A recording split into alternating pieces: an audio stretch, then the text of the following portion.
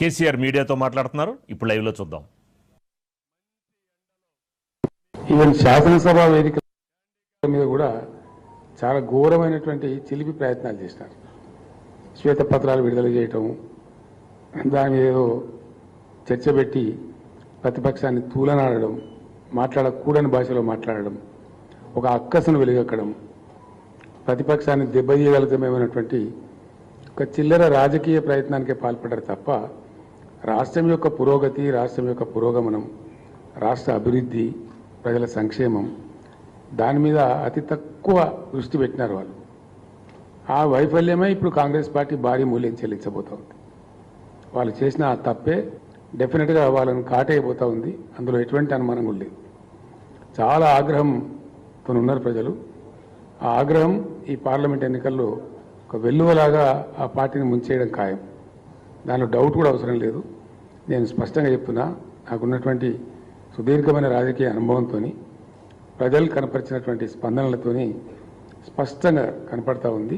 దానిలో పెద్ద ఇబ్బంది లేదు. ఒక స్పష్టమైన దృశ్యం ఈజీగా అర్థం చేసుకోవచ్చు. మనం అధికారంలో ఉండే పార్టీ వాళ్ళ అగ్రనాయకుడు రాహుల్ గాంధీ వస్తే సరూర్ నగర్ స్టేడియంలో ఎంత అబాస్ పాలైనరో 3 పార్లమెంటు నియోజకవర్గాల సమావేశం. అది ఒకటి కాదు, ఒక అసెంబ్లీ కాదు, లేకపోతే ఇంకోటి కాదు, 3 పార్లమెంటు నియోజకవర్గాల సంయుక్త సమావేశంలో వాళ్ళు కనీసం 2-3 వేల మందిని కూడా సమీకరించలేక ఆ రాహుల్ గాంధీ అనేట ఆయన వాళ్ళ అగ్రనాయకుడు ఆ బస్సులోనే కూర్చోవడం, ముఖ్యమంత్రి బయటకు వచ్చి బతిమాలుకోవడం, వచ్చిన డీసీఎం దించి తొందర స్టేడియంలో బొమ్మని చెప్పడం, ఇది స్పష్టమైన సంకేతం.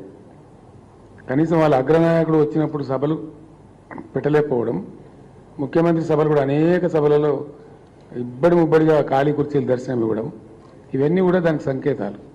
అంటే వాళ్ళ కార్యకర్తలలో కానీ వాళ్ళ నాయకుల్లో కానీ అసెంబ్లీ ఎన్నికల ఉన్నప్పుడున్న ఆ చొరవ, ఆ జోష్ కురవడింది. అట్లాగే ప్రజాస్పందన శూన్యంగా కనపడింది. ఇవన్నీ కూడా జరుగుతూ ఉన్నాయి. దాని తదనంతరం అన్నిటిని మించి నాకు వ్యక్తిగతంగా, ప్రజలకు కూడా, రాష్ట్రంలో ఉండే మేధావులకు కూడా బాధ కలిగించిన అంశం ఏంటంటే, ప్రభుత్వం రాకని ఏ పిచ్చి ప్రభుత్వం కూడా అటువంటి పిచ్చి పని చేయకూడదు, చెయ్యరు. రాష్ట్ర భవిష్యత్తును కాంక్షించే ఎవరు కూడా అంత బాధ్యతారహితంగా ఉండరు. రాష్ట్రం దివాలా తీసింది అని ఏ పిచ్చి ముఖ్యమంత్రి కూడా చెప్పడు, ఏ దేశంలో కూడా. ఎందుకంటే అది రాష్ట్రం యొక్క ఇమేజ్ని డ్యామేజ్ చేస్తుంది, స్టేట్ ఇమేజ్ని డ్యామేజ్ చేస్తుంది, రాష్ట్రానికి దీర్ఘకాలిక ప్రయోజనాలను దెబ్బకొడుతుంది. స్వల్పకాలికంగా వీళ్ళకి ఏదో రాక్షస ఆనందం కలిగి ఉండొచ్చు, అప్పటికప్పుడు ఏదో చిల్లర మల్లర వాళ్ళు అనుకోవడానికి, వాళ్ళు అనుకోవడానికి, సంతోషపడడానికి తాత్కాలికంగా ఆ నిమిషానికి ఉపయోగపడవచ్చు, కానీ వాళ్ళ యొక్క అక్కసును వెలుగక్కడానికి ఉపయోగపడవచ్చు. కానీ రాష్ట్ర దీర్ఘకాలిక ప్రయోజనాల దృష్ట్యా, రాష్ట్రానికి పెట్టుబడులు ఆశించే దృష్ట్యా రాష్ట్రం బాగుందని చెప్పాలి.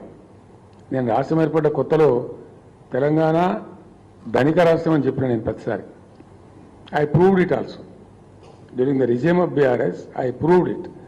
ధనిక రాష్ట్రం అని చెబుతూ ఆ దిశగా పనిచేస్తూ అద్భుతమైన విజయాన్ని మేము సాధించినాం తప్ప, అటువంటి ఆ పత్రాలు విడుదల చేసి అవి అన్ని తప్పుడు అంకెలు, తప్పుడు లెక్కలు వాటితో చేసి వాళ్ళు కాలయాపన చేసుకొని భంగపడ్డారు తప్ప ఏమి చేయలేదు. అట్లనే ఈ ప్రభుత్వం ఏర్పడక ముందు చాలా చక్కగా నడుస్తున్నటువంటి అనేక వ్యవస్థలు ఎప్పుడైనా ఉంటాయి. మీకు నేను మంచి ఉదాహరణ చెప్తాను. నేనే స్వయంగా మీరందరూ కూడా సాక్షులు, దానికి మీరే పేపర్లలో కూడా రాశారు. నేను సీఎం అయిన తర్వాత రివ్యూ చేస్తూ ఉంటే హెల్త్ డిపార్ట్మెంట్ వాళ్ళు వచ్చినారు. వాళ్ళు వస్తే అన్ని కార్యక్రమాలు చెప్తూ ఆరోగ్యశ్రీ గురించి నాకు వాళ్ళు చెప్పినారు. చెప్తే దాని వివరాలు కూడా చెప్పినారు. ఎవరు ప్రారంభించినారు, ఎవరు ముఖ్యమంత్రి ఉన్నప్పుడు ప్రారంభించినారు, ఎట్లా జరుగుతుందో కార్యక్రమం అని చెప్పినారు. నేను వాళ్ళని ఒకటే మాట అడిగా, ఇది రాజశేఖర రెడ్డి గారు ముఖ్యమంత్రిగా ఉండే టైంలో కాంగ్రెస్ ప్రభుత్వం ప్రారంభించినటువంటి పథకం, ఇది బాగా జరుగుతుంది సార్, ప్రజలకు ఉపయోగం ఉంది అని చెప్పినారు. నేను ఒకటే క్వశ్చన్ అడిగిన వాళ్ళను, మీకు ఇంకా దీన్ని ఇంప్రూవ్ చేయాలంటే, ఈ పథకాన్ని ఇంకా షార్పెన్ చేసి, ఇంకా ఇందులో లేని జబ్బులు కూడా కలిపి తీసుకొని పోవాలంటే మీకు ఎంత అడిషనల్ మనీ అవసరం, ఆ డబ్బు తీసుకోండి, కార్యక్రమం పేరు కూడా మార్చద్దు, అట్లే పెట్టమని చెప్పినాం.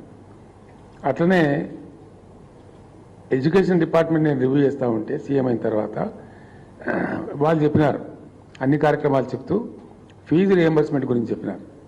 ఫీజు రియంబర్స్మెంట్ సార్ ఇది రాజశేఖర రెడ్డి గారు ప్రారంభించారు, వారి టైంలో మంచి కార్యక్రమం సార్ బాగా జరుగుతుంది. కాకపోతే కొన్ని అవకతవకలున్నాయి, వాటిని సరిదిద్దాలి. ఇప్పుడు నిలిపేసి అవకతవకలు సరిదిద్ది ముందుకు పోదామని అడిగినాడు. నేను స్పష్టంగా చెప్పిన, నిలిపొద్దు, విద్యార్థులకు ఇబ్బందులు వస్తాయి, సర్టిఫికెట్లు ఇవ్వరు, ఇంజనీరింగ్ కాలేజీలు కొన్ని తప్పుడుగా ఉన్నాయంటే వాటిని సరిదిద్దుదాం కోర్స్ ఆఫ్ టైం.